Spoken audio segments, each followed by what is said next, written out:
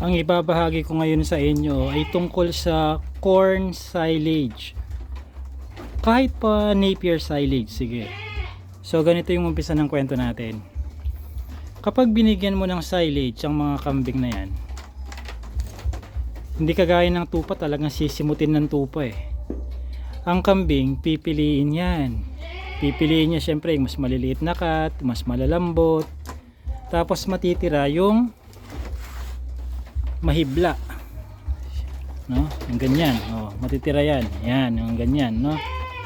Ngayon, itatapon ba yan? Kung ako tatanungin nyo, bakit itatapon yan? Binayaran ko yan. Kasama sa timbang ng binayaran ko yan. So, mag-iisip ka ngayon ng paraan. Ako, nag-isip ako ng paraan. Siyempre, ako naman, susunugin ko na lang ba yan? Hindi So, nag-isip ako ng paraan ka. Ano kaya pwede kong gawin para maging palatable muli itong kanilang, sabihin na nating sapal, no? Yung sapal nila, no? Pinagpilian. So ang ginawa ko, may molasses naman ako, tonelada molasses ko. So bakit di ko subukang haluan para magkaroon muli ng lasa, maging palatable sa kanilang panlasa at pangamoy, kasi tatamis ang amoy tatamis ang amoy. Siguro pati yung lasa, di pa naman tinikman yan. Hindi naman food grade to May molasses na food grade pang tao, pero ito hindi Siguro para sa kanila, siguro kung hindi man matamis, talagang masarap sa panlasa nila yan. So ilang buwan ko ng practice yan. Sa tuwing may natitirang sapal, pagsasama-samahin ko yan. Kukunin ko lahat ng mga palanggana, pagsasama-samahin ko yung sapal nila. Pagkatapos, hahaluan ko ng molasses. Gaano karami? Walang specific na dami. Yung sakto lang na mapansin nila muli. Magkaroon sila ng makuha muli yung kanilang atensyon. Doon sa sapal nilang yan. Ayan, hinaluan ko kanina. O kaya yan, binabalikan nila muli. Ganito ko lang hinahaluan. Sige na nga, i-demo ko sa inyo kahit na nahaluan ko na. Wala namang overdose yan Natural to Ganyanin mo lang yan. Tapos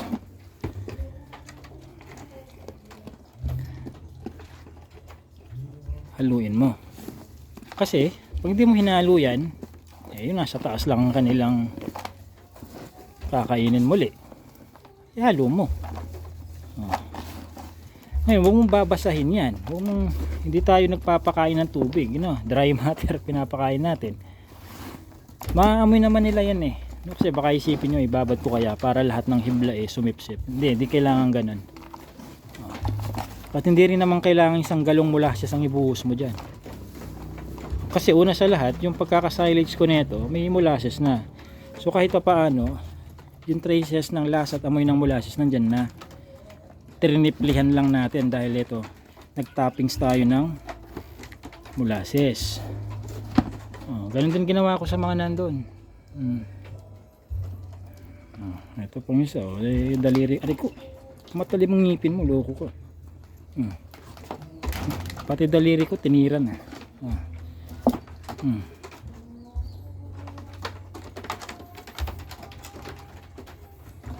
I-secure nyo mga molasses nyo kasi itong mga kambing matatalino yung pintuan nga na pag-aaralan nila paano nila buksan matatalino ang kambing. Hindi ako lang ang may sabi niyan yung science din, kasi may mga scientists, animal scientists na inobserbahan ng behavior ng mga kambing. May kakayahan sila, may kapasidad ng kanilang mga utak, ang kanilang utak na pag-aralan ng isang bagay. Pero hindi naman sa level ng kakayanan ng tao, of course, no? Pero kumpara mo naman sa ipis, matalino yan kaysa sa ipis. Ito, haluan ko rin to.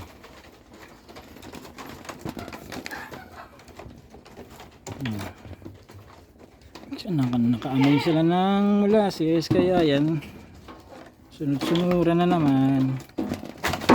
Hey!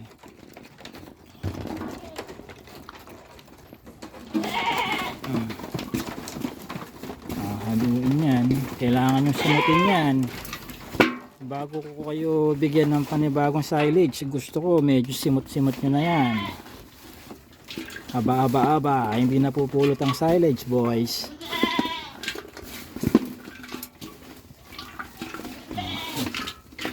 Simutin nyo naman yan. Kahit na lang yung bigyan nyo ng konsuelo yung amo ninyo sa nakikita nyang masisiba kayo. Di baling mapagastos, basta matakaw lang kayo. Kaysa doon sa pinagkakagastosan na kayo, malamya pa kayo. May ganong mga alaga, ano? Kung ano na pinagbibili mo, dinidilaan, ini-inject, kung ano-ano, malamya. Ay, buti na lang itong sa akin hindi. Okay lang ang kailangan masiba kayo.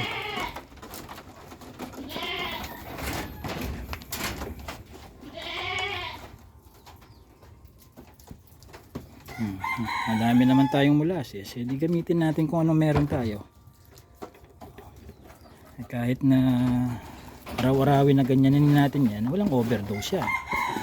Natural, no?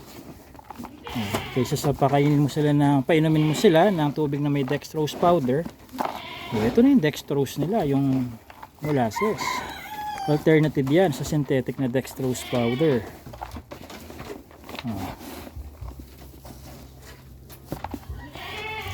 Gusto nyo malaman kung bakit?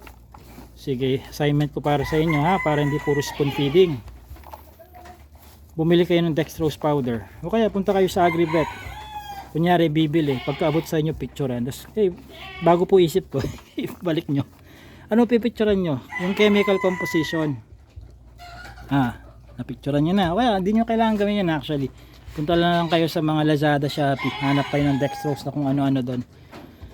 Panghayo pa, hindi pang tao. Tsaka nyo tingnan yung composition nya. Pagkatapos, i-research nyo rin ang kung ano ang nutritional value or composition netong molasses. Makikita nyo, hindi sila, may mga common sila, no?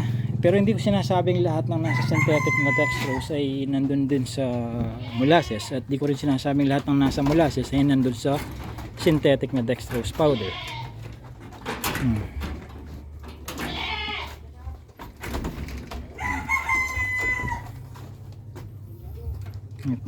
Itong nasa ano natin, anglo, top up ko rin.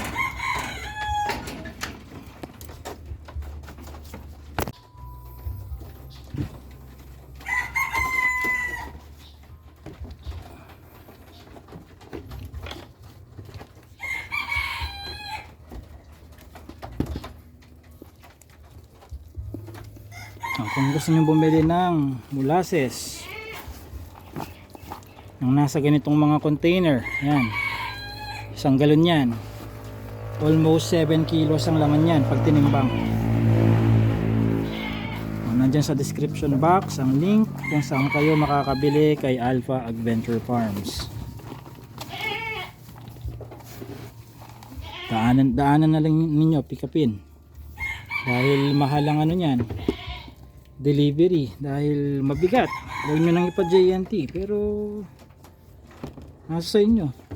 Kung bali wala sa inyo yung babayaran nyo sa JNT Express sa mabigat na order na ganyan, nasa sa inyo. Concern lang naman ako dun sa mga umaaray sa delivery fee, kasi hindi ko pwedeng i-free delivery to.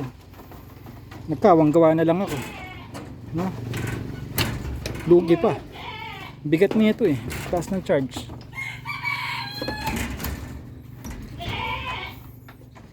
Oy, yung kainin mo yung nandun, huwag yung daliri ko.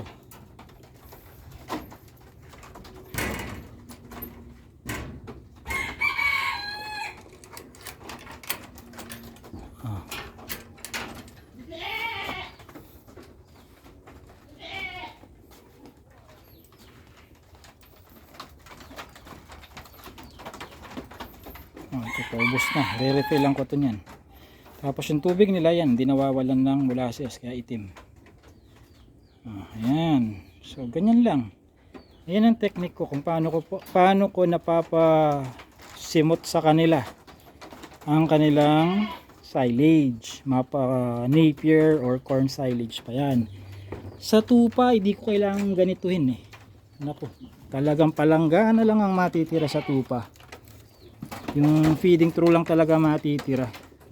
Swerte mo pag may nakita kang isang hibla na ganito sa feeding trough ng tupa ko nun.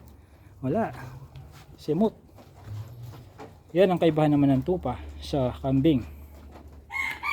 Yun nga lang, sa tupa bibihira ang dadalawa ang anak, parang baka din. Ang kambing normal na yung dalawa. Minsan normal pa nga yung tatlo eh. Pero ako mas gusto ko yung dalawa lang, dahil dalawa lang naman ang mammary glands ng kambing.